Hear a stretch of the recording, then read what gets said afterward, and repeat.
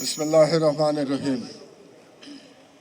দেশনেত্রী বেগম খালেদা জিয়ার স্মরণে আজকের এই নাগরিক শোক সভার সম্মানিত সভাপতি, উপস্থিত সুধীমণ্ডলী, আসসালামু আলাইকুম। আমাদের বাংলাদেশের গত 100 বছরে 5 জন এমন নেতা এসেছিলেন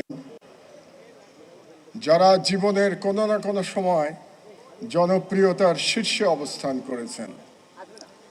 তার মধ্যে একজন ব্রিটিশ আমলে, দুজন পাকিস্তান আমলে এবং দুজন স্বাধীন বাংলাদেশের আমলে। ব্রিটিশ আমলে এসেছিলেন শেরেবাংলা ফজলুল হক, পাকিস্তান আমলে মৌলানা ভাসানী এবং শেখ মুজিবুর রহমান, এবং বাংলাদেশ আমলে শহীদ প্রেসিডেন্ট জিয়াউর রহমান এবং দেশনেত্রী বেগম খালেদা জিয়া। এই 5 জনের মধ্যে মৌলানা ভাসানী কখনো সরকারে যান নাই, কখনো ক্ষমতায় আসীন হন নাই। বাকি 4 জন ক্ষমতায় গেছেন এবং এই 4 জনের মধ্যে শেরেবাংলা ফজলুল হক, তার জীবনে উত্থান পতন আছে রাজনীতিতে। শেখ মুজিবুর রহমানের জীবনে উত্থান পতন আছে, কিন্তু আশ্চর্যের বিষয় হলো শহীদ প্রেসিডেন্ট জিয়াউর রহমান এবং দেশনেত্রী বেগম খালেদা জিয়া 100 বছরের ইতিহাসে একমাত্র 2 নেতা এবং নেত্রী যারা জনপ্রিয়তার শীর্ষে সারা জীবন অবস্থান করেছেন। এটা আমাদের স্মরণে রাখা দরকার। এটা একটা অদ্ভুত এক্সাম্পল। আমি সারা পৃথিবীর ইতিহাস পড়ার চেষ্টা করি, রাজনীতির ইতিহাস যতটুকু পড়েছি, একই বাড়ি থেকে, একই সংসার থেকে স্বামী এবং স্ত্রী পুরো জাতির সবচেয়ে জনপ্রিয় ব্যক্তি ছিলেন পুরো রাজনৈতিক জীবন ধরে, এবং যে জনপ্রিয়তা নিয়ে রাজনীতিতে প্রবেশ করেছিলেন সেই জনপ্রিয়তা নিয়ে আল্লাহর কাছে ফিরে গেছেন। এর কোনো এক্সাম্পল সারা পৃথিবীতে নাই। এটা একটা ইউনিক বিষয়, এটা যেন আমরা মনে করি, মনে রাখি। কেন এরকম হয়েছিল? কারণ শহীদ জিয়াউর রহমান, তার সততা প্রবাদ প্রতিম সততা ছিল। এমন সততা বিশ্ব ইতিহাসে খুঁজে পাওয়া যাবে না। এবং তার সাহসিকতা ও দেশপ্রেম অতুলনীয়। তার সেই 1971 সালের 25 মার্চ রাতের বেলা উই রিভোল্ট বলে পাকিস্তানের বিরুদ্ধে মুক্তিযুদ্ধ ঘোষণা করা, যেখানে রাজনৈতিক নেতৃত্ব ব্যর্থ হয়েছিলেন।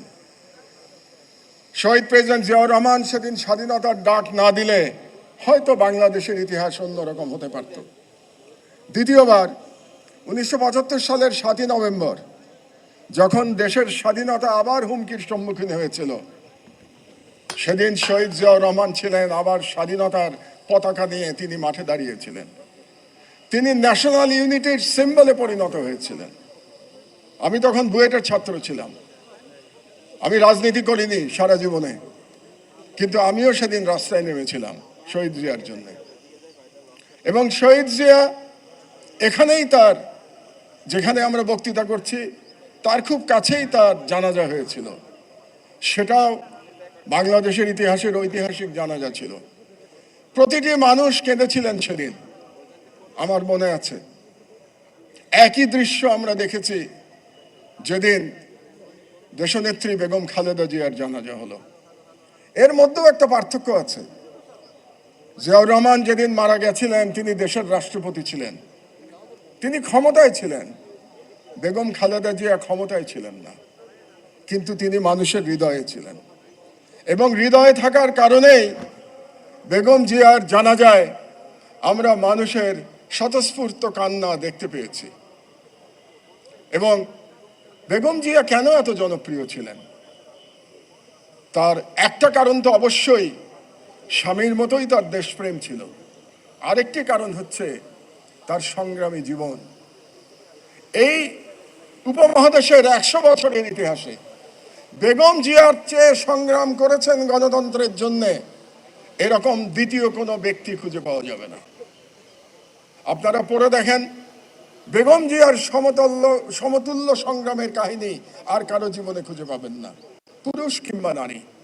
সেই সংগ্রামের ইতিহাস আপনারা জানেন, কিন্তু তিনি কোনোদিন মাথা নত করেন নাই।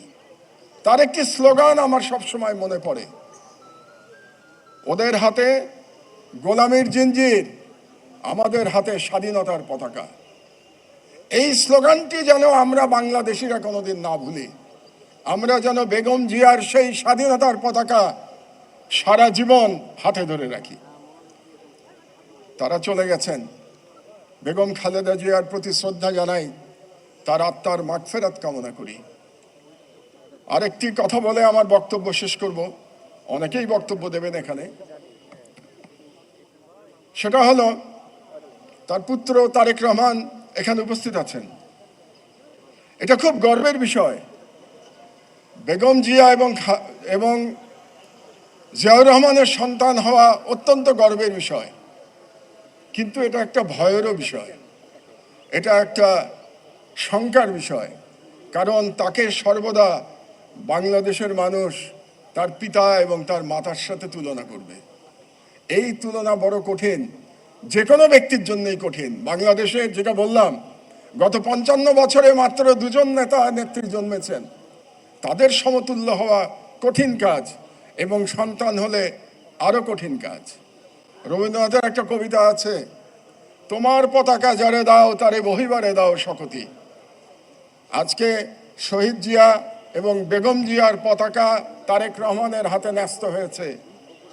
মহান আল্লাহ তাআলার কাছে প্রার্থনা জানাই, তিনি যেন সেই অবিস্মরণীয় পতাকা, সেই শক্তির পতাকা, সেই স্বাধীনতার পতাকা তারেক রহমানকে বহন করবার শক্তি দান করেন। আল্লাহ হাফেজ। বাংলাদেশ জিন্দাবাদ।